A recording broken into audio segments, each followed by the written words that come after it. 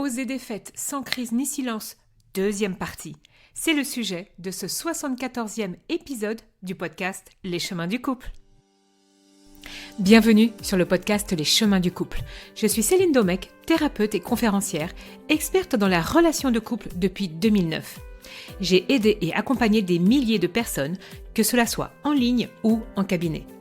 Ma mission est de vous aider à vivre une relation de couple sereine et épanouie. Être heureux en couple, c'est possible pour tout le monde. Donc si vous cherchez à améliorer votre relation amoureuse, vous êtes au bon endroit. Mon objectif dans ce podcast est de vous apporter un nouveau regard sur la relation amoureuse, plus de connaissances, d'informations et surtout des conseils. Ce podcast hebdomadaire sera un soutien pour transformer vos difficultés en opportunités de vivre la relation amoureuse que vous méritez. Je vous souhaite de passer un très bon moment. Démarrons ensemble ce nouvel épisode.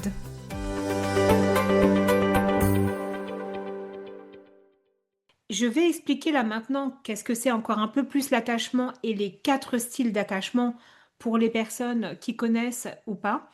Donc ce qu'il faut comprendre, c'est que les recherches ont vraiment démontré qu'il y a un lien entre votre style d'attachement et la satisfaction relationnelle dans votre couple. Donc, deux partenaires qui ont un style d'attachement qu'on appelle sécure et qui créent une relation sécure, eh ben, je peux vous assurer que c'est comment tu fais pour que ton couple il va bien? C'est les couples. Alors, ils se parlent bien. Ils viennent pas en thérapie, hein, d'ailleurs, ces couples-là. Hein. On les voit jamais. Ils ont un niveau de satisfaction dans leur relation au top du top. Ils ont des conflits en fait, qui résolvent vraiment avec bienveillance. Et donc, en fait, ils vont avoir une satisfaction à 100%. J'ai envie de même dire à 1000%. D'accord? Donc, notre style d'attachement va vraiment avoir un impact dans la satisfaction de la relation. Et ça va aussi impacter notre intimité dans la relation. Mais bonne nouvelle ou pas, ça va aussi impacter notre niveau de tolérance. Ah ouais, comment je suis plus ou moins tolérant? Et ben le style d'attachement va vraiment aussi impacter ça. Et c'est pour ça en fait que de par une action dans votre partenaire, en fait, c'est bon, c'est cool, ça passe. 2, ça passe. 3, ça passe. Et quand vous direz à vos copines, oh, moi, mon mari, il peut me faire 10 remarques, j'explose qu'à la 11e. Et qu'il y a l'autre qui vous dira, waouh, comment tu fais? Parce que moi, j'explose à la première. Niveau de tolérance différent, on ne va pas se comparer. Parce que vraiment, notre histoire, notre enfance, notre passé va vraiment faire qu'on n'a pas les mêmes, j'ai pas envie de dire force, juste les mêmes niveaux de tolérance en fait. Tout simplement, on n'a pas les mêmes niveaux d'acceptation. Et donc du coup, votre partenaire va être un déclencheur en fait. Il va réveiller quelque chose en vous. Et vous allez donc soit réagir, surréagir dans certains cas, crise ou silence, ou pour certains même un peu des deux. Il y a d'autres études qui ont montré aussi que lorsque donc l'attachement est insécure dans une des deux personnes ou les deux personnes, il va y avoir des réactions qui sont beaucoup plus hostiles, des colères inadaptées, une incapacité à pardonner. Alors, vous allez vite le comprendre, hein, moi j'ai un attachement désorganisé. Alors là, moi, en ce moment où dans les relations, ça a été compliqué suite au décès de ma maman, où j'ai plein de choses, je peux vous assurer que ma capacité de pardonner, elle est descendue, même après 15 ans de thérapie, hein, elle est descendue au niveau 2 sur 10. Alors qu'avant, j'étais beaucoup plus tolérante. Donc, ce que je veux vous dire aussi, c'est qu'en plus de votre style d'attachement, il y a aussi votre quotidien. Donc, un style d'attachement insécure, comme j'ai eu, ça impacte aussi la façon que je peux avoir, que vous allez avoir envers votre conjoint. ça va impacter le respect, ça va impacter vraiment votre style de communication. Alors que on sait que dans la relation, il faut pouvoir avoir une fenêtre de tolérance. Parce qu'en fait, on n'est pas tous pareils. Mais cette fenêtre de tolérance, bah, elle peut se réduire, puis elle peut se réagrandir. Mais on va être très clair, hein. Plus vous êtes en état de stress, plus la fenêtre de tolérance, elle est réduite. Donc l'attachement, en quelques mots, c'est vraiment une mise en évidence qui a été faite par John Bowlby, qui était médecin, psychiatre, psychanalyste anglais, puis ça a été développé par Mary Ainsworth. Et ensemble, ils ont déterminé que la théorie de l'attachement, c'est l'importance des liens affectifs entre les êtres humains. Et bien évidemment, en particulier entre le bébé et ceux qui l'élèvent. Alors, de nouveau, je vous fais prendre du recul. C'est dans les années 80. Vous voyez, je suis de 82. Donc, 82, Internet n'existait pas. Je ne vous parle pas de l'intelligence artificielle qui vous donne des réponses sur des concepts en un quart de seconde. Donc, on remonte dans les années 80 où, en effet, la théorie de l'attachement va connaître vraiment une expansion mondiale à travers des lettres, à travers des gens qui se déplacent, hein. Il n'y avait même pas le portable. Mais donc, du coup, aujourd'hui, quel que soit le regard que vous avez, dites-vous, parce qu'en général, vous avez tous au minimum, entre guillemets, au moins 30 ans, bah, vos parents n'avaient pas toutes ces informations. Ils n'avaient pas toutes ces connaissances. Et probablement que vous-même, alors peut-être que vous les avez, peut-être que là maintenant vous avez travaillé ça peut-être depuis 2, 3 ans, mais en fait vous les avez même pas peut-être quand vous vous êtes mis en couple ou quand vous avez eu des enfants. Donc, beaucoup de tolérance envers soi-même. OK? Puis après, il y a eu aussi les neurosciences qui ont permis aussi de beaucoup mieux comprendre la neurobiologie, tout ce qui se joue au niveau du cerveau et de l'attachement, au niveau cellulaire, moléculaire. Donc, je ne vais pas vous faire un cours parce que c'est passionnant, mais il y a vraiment eu de nombreuses recherches. Et on a aussi vu que la théorie de l'attachement est assez universelle à travers des cultures. Alors, je pense qu'à nouveau, les moyens sont faits que on ne peut pas aller voir toutes les cultures. Ça serait intéressant d'aller voir ceux qui sont au fin fond de l'Amazonie, comment ça se travaille. S'il y en a qui ont fait des recherches, j'adorerais les lire et de mettre en perspective. Mais en tout cas, il y a vraiment une grosse majorité où on voit que cette théorie de l'attachement, elle a été validée. Mais d'autres recherches vont la contredire. Alors moi j'adore. Moi j'adore quand on a un esprit critique. Et j'ai envie de vous dire, bah, c'est génial, les études qui vont contredire aussi la théorie de l'attachement, parce que la psychologie n'est pas une science exacte. C'est un courant. On essaye d'aller mettre des mots M-O-T sur les mots M-A-U-X, relationnels.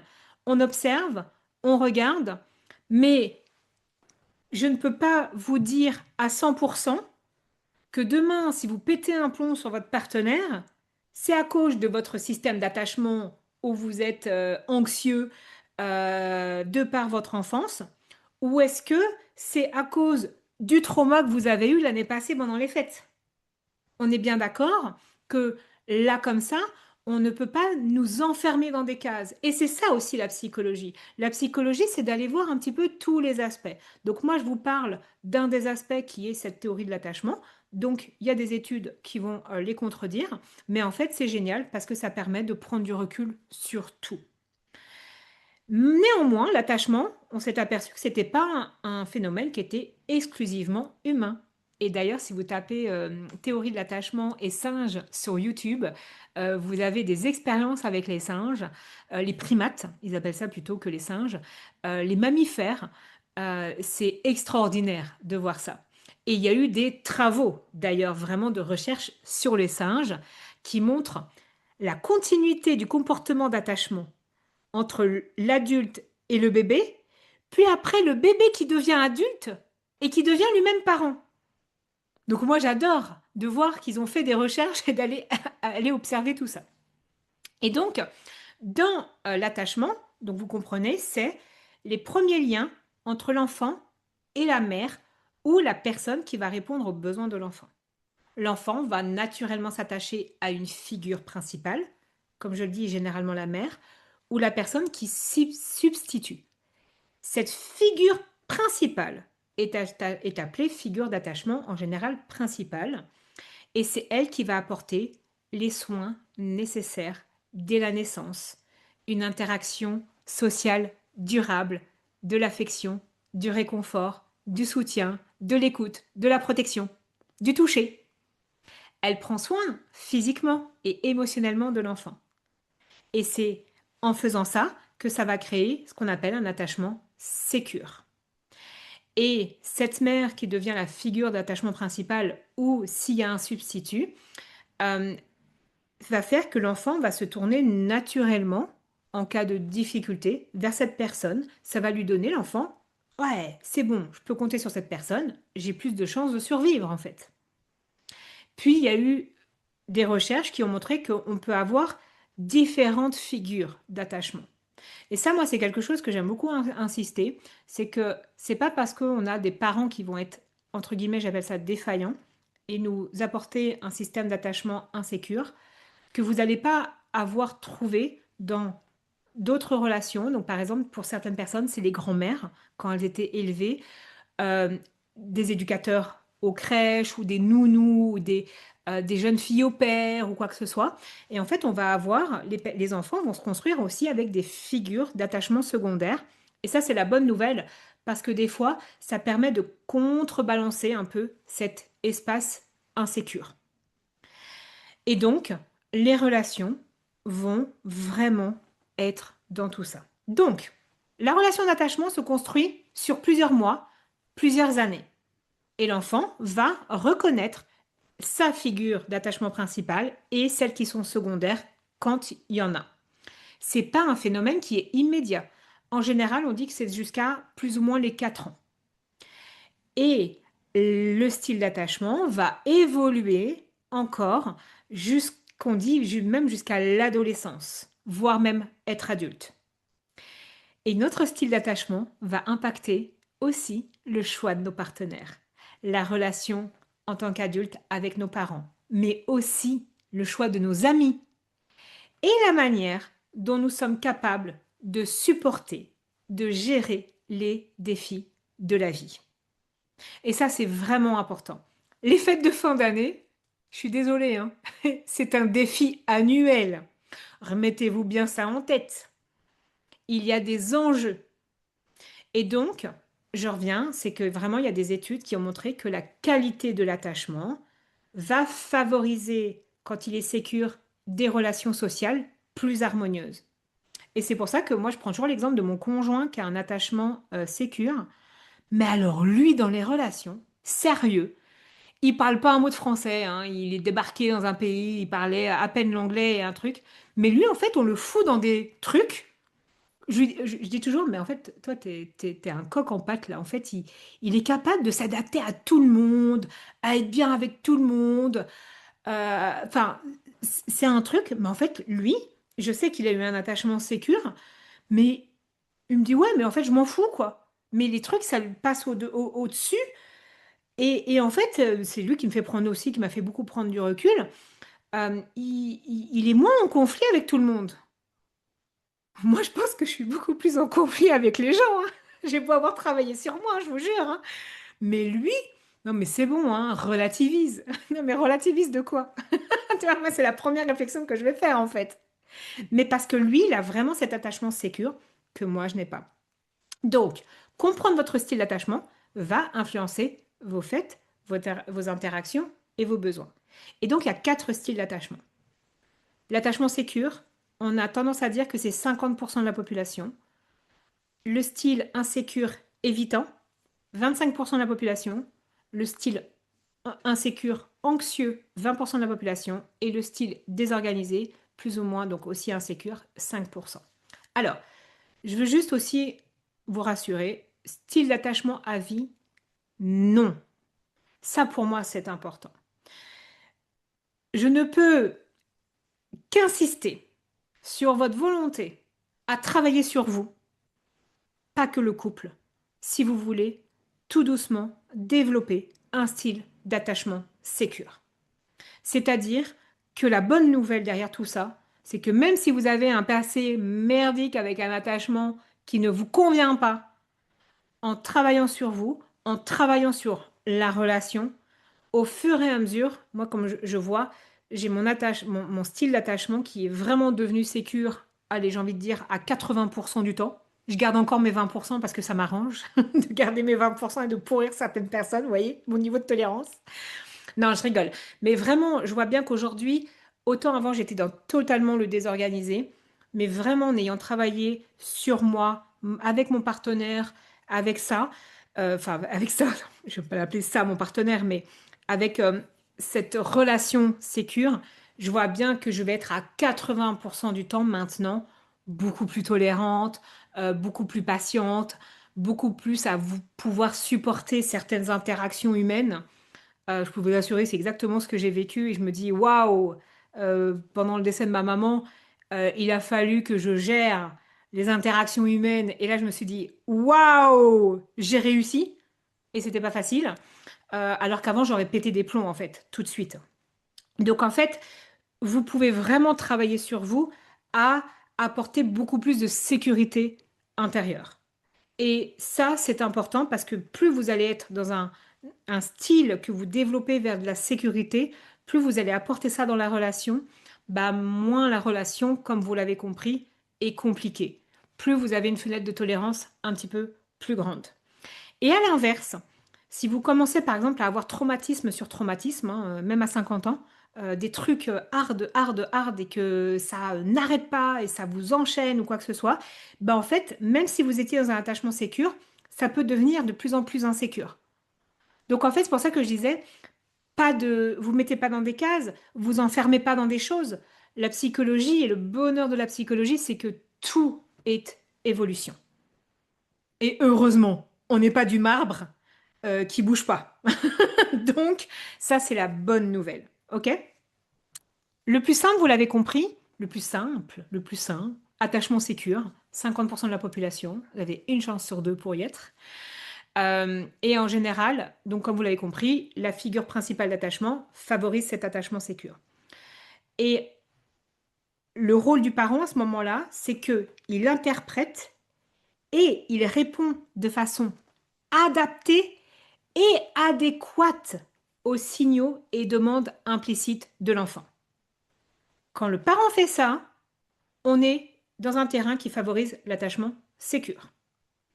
Et lorsque un enfant a un attachement sécure, il va devenir un adulte. Alors, je vous donne quelques points. Il y a encore beaucoup plus de points, mais pour vous donner un petit peu une base, ce sont des personnes souvent qui ont un modèle de soi, une estime de soi réaliste avec les points forts et les vulnérabilités. Quelqu'un qui se dit, moi je suis sécure et j'ai aucun défaut, moi je le regarde et je dis, t'es absolument pas réaliste. Donc peut-être que tu évites de voir ton truc à l'intérieur de toi, mais quelqu'un qui est sécure, il va vraiment, ok, j'ai ces points forts, j'ai ces difficultés, ces failles, ces vulnérabilités, et ce n'est pas un problème. Il n'en fait pas une histoire. Il ne s'en sert pas non plus dans les relations. Souvent, c'est des personnes qui vont chercher des relations, mais ils veulent qu'elles soient proches tout en restant autonomes. Il n'y a pas de dépendance dans un attachement sécure. Ils vont aussi souvent, comme je vous le disais, vous allez vite comprendre, avoir une première impression, un modèle des autres assez positif, mais sans naïveté excessive. Et donc, du coup, ils vont juste estimer que les personnes, bah, elles sont aussi comme ça, avec leurs forces et leurs faiblesses. Ils vont faire face aux problèmes avec beaucoup plus de flexibilité aussi. Et surtout, ils vont savoir faire la distinction entre leurs propres compétences et l'aisance à demander de l'aide quand ils n'y arrivent pas de leurs propres moyens.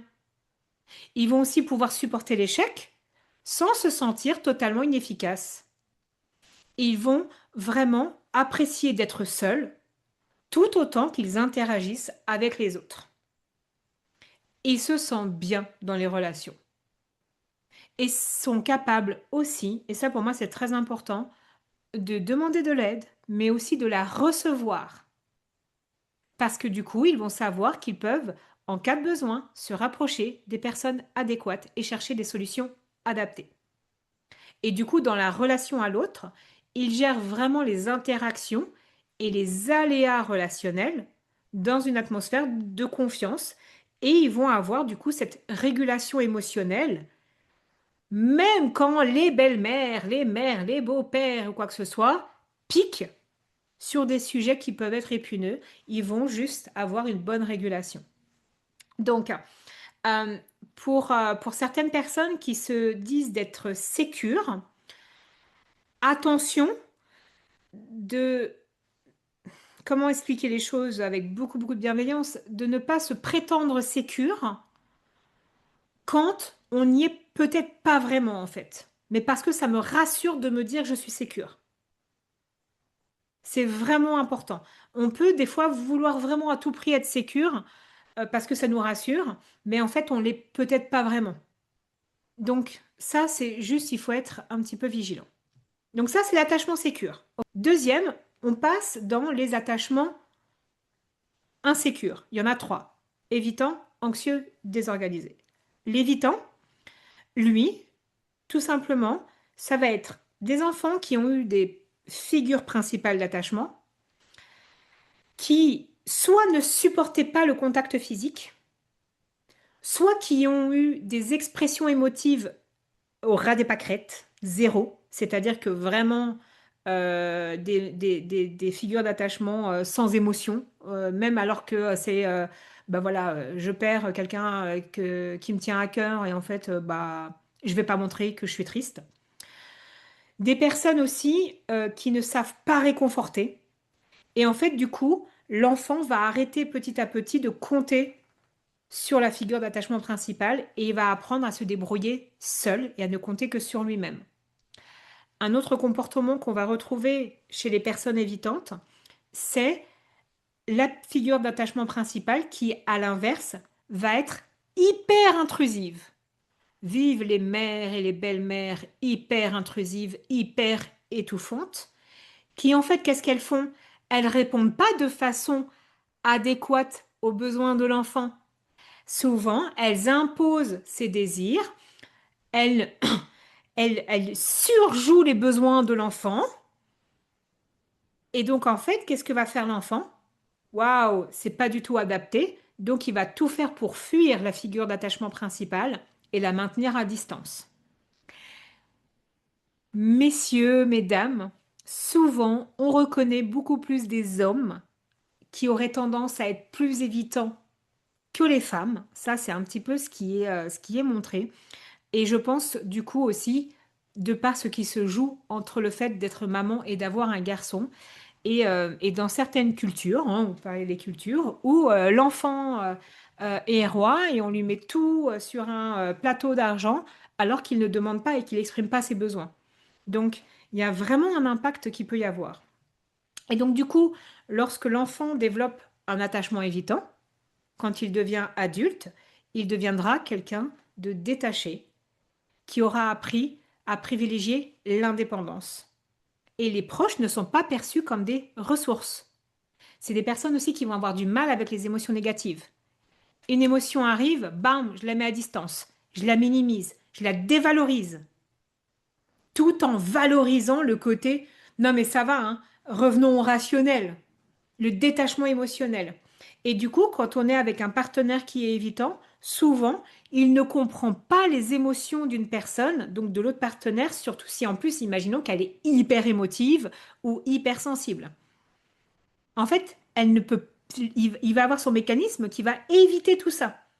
Donc du coup, les relations avec les proches vont être émotionnellement distantes. Donc imaginez un évitant qui se dit super, allez, je prends un exemple homme-femme, hein, un petit peu, hein, et puis je vais un petit peu prendre les hommes. Super, ma femme m'impose toute la famille au repas de Noël. Mais en fait, la personne qui est évitante, elle va se ressentir coincée. Vous savez, le lapin là dans les phares là de la voiture. Bah, du coup, qu'est-ce qui va se passer? C'est que c'est une personne qui va vraiment être au maximum dans le silence pendant les fêtes. Et quand ça sera trop, réaction agressive, colère, perte de contrôle. C'est aussi les personnes qui peuvent avoir vraiment un fonctionnement très rigide, où les règles font loi. Alors, c'est des personnes qui peuvent vraiment demander de l'aide, mais en cas de stress trop élevé, ça ne sera pas de l'aide émotionnelle, parce qu'en fait, ils ne voient pas l'intérêt. C'est des personnes qui préfèrent travailler seules et qui vont utiliser aussi, par exemple, le travail pour dire: ah non, mais moi, je suis débordée, hein. Euh, fais comme tu veux dans les décisions. Vous voyez l'évitement là, l'évitement dans toute sa splendeur. Et après, on a des personnes qui disent: mais c'est toujours moi qui gère tout. Bah ouais, mais si on a un partenaire en face qui est évitant, bah ouais que vous allez tout gérer. C'est juste des explications, hein, ce ne sont pas des excuses, hein, bien évidemment. Et donc, dans la relation à l'autre, les évitants, vraiment, il faut comprendre que ils veulent garder aussi le contrôle pour éviter l'échec, la honte, l'incompétence, voire même le ridicule, parce qu'en fait, c'est des émotions qui sont à l'intérieur de soi, waouh, hyper compliquées. Et donc, dans le couple, c'est vraiment, on maintient une bonne distance. On va avoir des moments aussi agréables avec des périodes de distance. On ne comprend pas trop parce qu'en fait, dès qu'il y a de la proximité qui s'installe, non, non, non, mais en fait, il recourt 300 mètres hein, pour remettre de la distance. Et c'est pour ça que chez certaines personnes, bah, ça va générer de l'anxiété. Si en plus, on est dans un couple, comme j'ai vu tout à l'heure, avec beaucoup d'amour, ah non, non, c'est... Attends.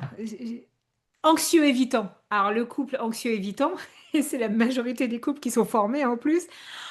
Mais voilà, si je suis anxieux et que j'ai en face un partenaire qui est évitant, qu'est-ce qui va se passer? Ben, en fait, dès qu'il va prendre un peu de distance, c'est mon anxiété va exploser, quoi. Et mon émotion et tout. Mais comme l'autre, il supporte pas les émotions, vous voyez bien qu'il y a une espèce de danse pas très simple qui se joue. Donc, du coup, c'est important de vraiment comprendre ça. Et c'est aussi des personnes, oui, ça je l'ai déjà dit, qui ont tendance à tout intellectualiser. Voilà, ça c'est important. L'autre attachement insécure, c'est donc l'anxieux. Vraiment. Là, c'est des personnes qui n'ont pas eu des figures d'attachement satisfaisantes, sécurisantes. C'est-à-dire que souvent, ils se sont sentis abandonnés. Ils n'ont pas eu assez d'attention, de soins, de présence. Et surtout, dans le vécu de l'enfant, il y a eu un grand vide à l'intérieur d'eux. Je vous prends un exemple dans le cas où ça peut se produire. C'est par exemple des bébés qu'on a laissés pleurer la nuit. C'est-à-dire qu'on savait que les parents étaient là, enfin le bébé sait que les parents sont là, mais en fait, dans la période la plus difficile qui est la nuit pour un bébé, un enfant, ben on le laisse pleurer. Et ben en fait, il va se sentir abandonné. Et malheureusement, ça a été dans notre, en tout cas, une culture européenne de laisser pleurer les enfants jusqu'à ce qu'ils s'endorment. Ça leur fera les poumons, hein. Je peux vous assurer que ce genre de discours, on l'a entendu. Mais du coup, en fait, c'est vraiment des bébés qui sont sentis abandonnés et pas aimés. Du coup, il n'y a pas de soins pendant cette période-là. Et lorsqu'il devient adulte, l'enfant évitant, eh bien souvent, ils ont un aspect d'eux-mêmes très négatif. Par contre, les autres, ils sont super. Les autres, ils sont toujours très bien. Mais alors moi, j'ai une estime de moi nulle. Et j'ai des doutes, j'ai des difficultés à affronter les challenges, les aléas de la vie. Mais par contre, j'idéalise mon partenaire, j'idéalise les autres. Parce qu'en fait, quand on se sent abandonné, ce qu'on veut, c'est qu'on va chercher chez l'autre euh, tout ce qui fait qu'il va pouvoir nourrir mon estime de moi. Et donc, du coup, c'est des personnes qui vont souvent beaucoup demander de l'aide, mais qui en retour vont être extrêmement déçus quand ils ne sont pas nourris et avec un sentiment vraiment de ne pas pouvoir contrôler leur vie. Et du coup, colère, détresse intense, les réactions vraiment émotives, difficiles, au stress, va être vraiment à chaque fois, je me sens abandonnée. Souvent, c'est des personnes qui vont être en conflit de façon aussi assez chronique. Et puis, il va y avoir une volonté quand même de contrôler un peu l'autre. Parce qu'en fait, on ne veut pas se sentir abandonné et on ne veut pas subir de la perte. Et donc souvent, ce sont des adultes qui ont un manque d'amour, beaucoup d'insatisfaction et avec des besoins émotionnels à combler sans cesse. Et du coup, on va le chercher ailleurs au lieu, comme vous l'avez compris, de le travailler chez soi. Et donc, c'est vraiment important de retravailler cet aspect parce que dans la relation avec l'autre, c'est constamment ce qui est mis en avant, le besoin d'être aimé, le besoin d'être proche des autres. Et ils essayent de combler les besoins à travers les autres. Ils vont être dépendants des autres pour leur propre estime d'eux. Et c'est des personnes qui vont être aussi hypersensibles au moindre indice de séparation, de perte, d'abandon. Et du coup, ça va hyper activer leur système, leur stratégie. C'est vraiment important. Troisième style d'attachement, le désorganisé. Ça, c'est celui qui n'est pas forcément mis en lumière de façon la plus fluide et il peut être difficile à percevoir parce que on a compris que les personnes qui ont un style d'attachement désorganisé peuvent, à certains moments, passer d'un style sécure, puis évitant, puis anxieux. Et en fonction des situations, on navigue un peu avec ce qu'on a. C'est pour ça que c'est désorganisé, en fait. Et au niveau de l'enfance, la figure d'attachement principale, c'est souvent des personnes quand même qui sont aussi désorganisées. C'est-à-dire que cette personne d'attachement principal va être présente aimante, et puis à d'autres moments, totalement absente, ou alors totalement menaçante. On va retrouver ce style d'attachement, et c'est pour ça que je le connais bien, chez des parents qui sont alcooliques, dépressifs. Ça, c'est la majorité.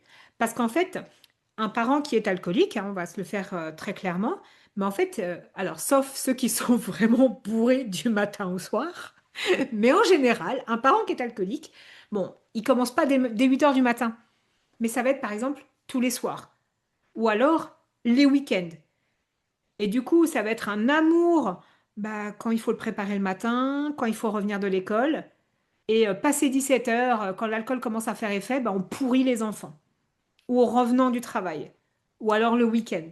Et donc, en fait, l'attitude du parent n'est jamais constante. Quelqu'un qui est dépressif, bah, en fait, alors il y a des personnes qui sont vraiment dépressives et qui bougent pas de leur lit, et là, en général, bon, de toute façon, ils sont un peu à l'hôpital, hein, voilà. Mais des parents dépressifs qui savent qu'ils ont des enfants, je peux vous assurer, moi, c'est ce que j'ai vécu, c'est des up and down constants. En fait, on ne sait jamais de quoi demain sera fait. On ne sait jamais si demain maman sera capable d'aller faire les courses ou de nous faire le repas. Donc, ça donne un attachement insécure parce que, bah moi, comme je le partageais, je sais que ma maman m'aimait. Mais combien de fois je me rappelle lui dire, bon, demain matin, je fais mon petit déjeuner, bah je sais pas, on verra si j'arrive à me lever, quoi. Bah en fait, c'est vachement insécure, le je ne sais pas quand on a 5 6 ans. C'est vraiment de se dire, est-ce que je vais à l'école demain tout seul ou pas? Les parents alcooliques, bah, est-ce que mon père ou ma mère va se lever et qu'il n'aura pas trop la gueule de bois ou qu'on lui dira pas de fermer sa bouche en tant qu'enfant parce que le papa ou la maman est en train de cuver, sans parler pour certains qui ont un alcool violent. Et donc, bah, je t'aime, je t'aime, je t'aime, et pouf, tu te prends un peu dans la tête comme un punching ball parce que, il y a de l'alcool violent. Vous voyez, en fait, c'est vraiment des comportements, des figures d'attachement contradictoires. Et donc, du coup, l'enfant ne se sent pas rassuré. Et puis, il y a des parents aussi qui vont faire porter à ses enfants une responsabilité trop importante. Et donc, du coup, l'enfant se sentira aimé quand il fera des choses. Et en fait, dans la construction, c'est le paradoxe constant. Moi, j'ai l'impression d'être toujours, en effet, de temps en temps, alors de moins en moins, mais un paradoxe. Et donc, du coup, ça va faire des enfants et des adultes plutôt qui vont être craintifs, hyper réactifs au stress. Moi, mon stress, j'ai dû le travailler hein, et je continue à le travailler tous les jours. Susceptibles aussi vraiment d'avoir des fois des moments incohérents. Donc, oui, il y a des fois, je peux faire des gros câlins et puis il y a des fois, bah, je vais péter un câble, quoi. Et ça m'arrive encore un petit peu. Alors, comme je le dis, on n'est plus qu'à 20% du temps parce que j'ai réussi à réguler tout ça et ça se travaille. Mais il y a des fois, il y a encore des trucs comme ça. C'est encore un peu contradictoire. Et donc, c'est pas simple, vraiment, aussi d'être là-dedans. Et il y a des fois, c'est j'ai besoin de soutien, hein, l'anxieux là qui vient. Non, non, mais c'est bon, m'abandonne pas, hein, rassure-moi, donne-moi 10 messages par jour, hein, mon amour. Et puis des fois, ça va être non, mais c'est bon en fait, hein, j'ai pas besoin de ton message aujourd'hui. Vous voyez, là, on passe des 8 ans. Et puis il y a des fois, c'est oh, tu peux m'envoyer un message, c'est bon, ça c'est le sécure. En fait, le désorganisé, il passe vraiment dans les styles vraiment d'attachement différents. Et donc, il va y avoir après des modes de fonctionnement privilégiés. Souvent, certains qui vont être plus en retrait, souvent qui vont être plus méfiants. Par contre, ce qu'on va essayer de chercher, c'est vraiment une relation de couple qui va nous rassurer. Mais inconsciemment, il n'y a pas beaucoup de confiance non plus en l'autre. Et c'est ça, cette alternance qui va être vraiment la représentation d'un attachement désorganisé. Et bien évidemment, comme on est des êtres humains, eh ben, on s'est aussi imprégné. Donc forcément, dans la suite, on a pu améliorer, comme je le disais, moi j'ai amélioré mon style d'attachement. D'accord? Le travail sur soi. Des personnes qui ont 18 ans et qui font de la travail thérapeutique, et j'en connais, c'est juste extraordinaire. Elles ont beau avoir un attachement insécure.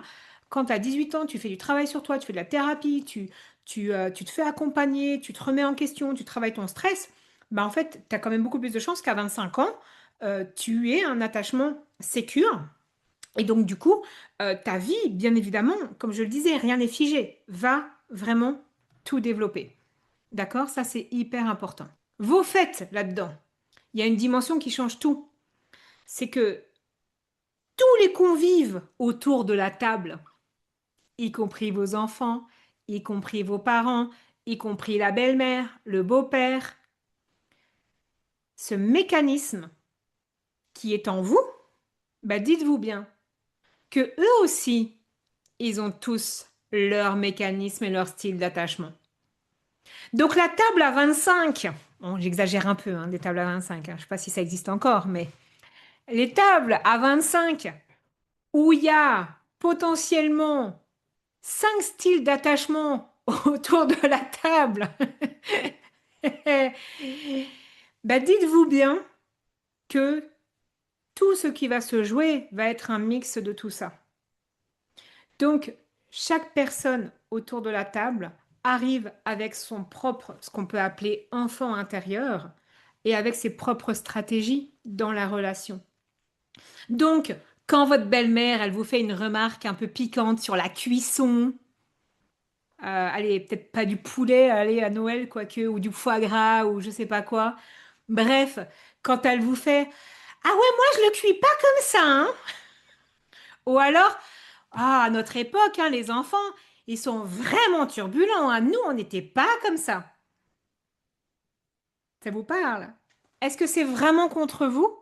Ou est-ce que c'est son système d'attachement dans la relation anxieux peut-être, qui a besoin de tout contrôler pour se rassurer qu'elle est encore utile et aimée, la belle-mère? Parce que vous lui avez en plus piqué son fils adoré. Imaginez bien.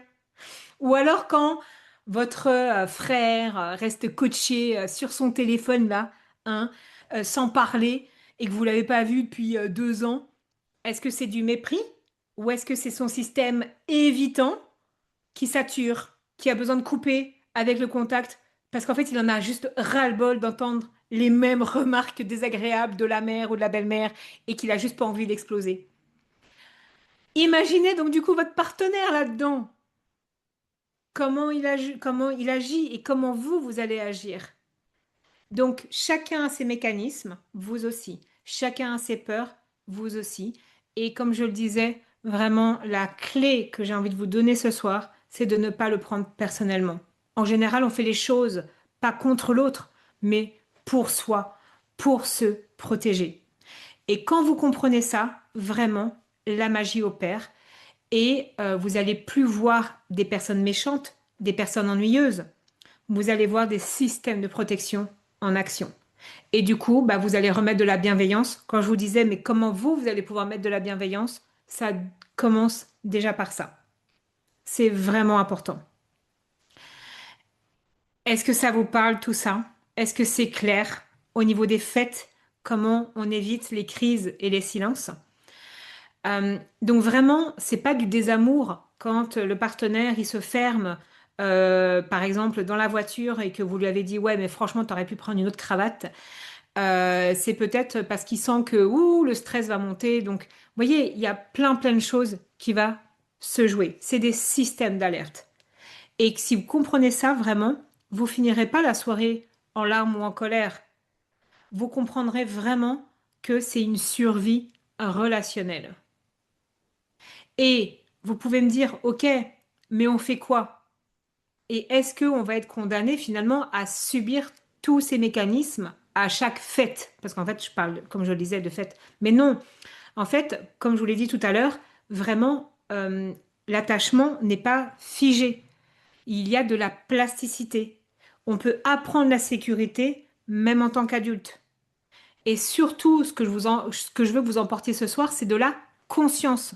Parce qu'aujourd'hui, vous aviez des réactions, ou votre partenaire a des réactions, la crise ou le silence, en mode automatique. C'est un pilote automatique d'enfant qui conduit la voiture. Mais ce soir, vous mettez de la conscience. Et quand vous mettez de la conscience, vous récupérez votre libre arbitre. Et du coup, la prochaine fois que vous allez sentir un peu la moutarde vous monter au nez, parce que votre conjoint ne vous a pas défendu, par exemple, ou parce que vous avez envie de fuir un petit peu tout ça, bah, posez-vous la question, tiens, est-ce que c'est pas mon système d'attachement qui s'active, mon enfant intérieur qui a peur ou qui comprend pas ou qui veut fuir, mais je ne suis plus un enfant. Et aujourd'hui, vous avez le pouvoir de faire ce petit pas de côté et de exprimer vos besoins. Et c'est pour ça que je reviens à vous êtes responsable à 100% de ce que vous faites de votre passé dans l'ici et maintenant.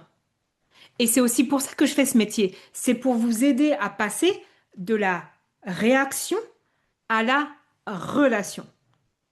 Et du coup, si vous avez envie d'aller plus loin, que je vous accompagne justement à sauver votre couple, à retrouver cette complicité, à éviter à chaque instant le cri, le silence ou quoi que ce soit, ou à sortir des schémas qui se répètent, c'est possible.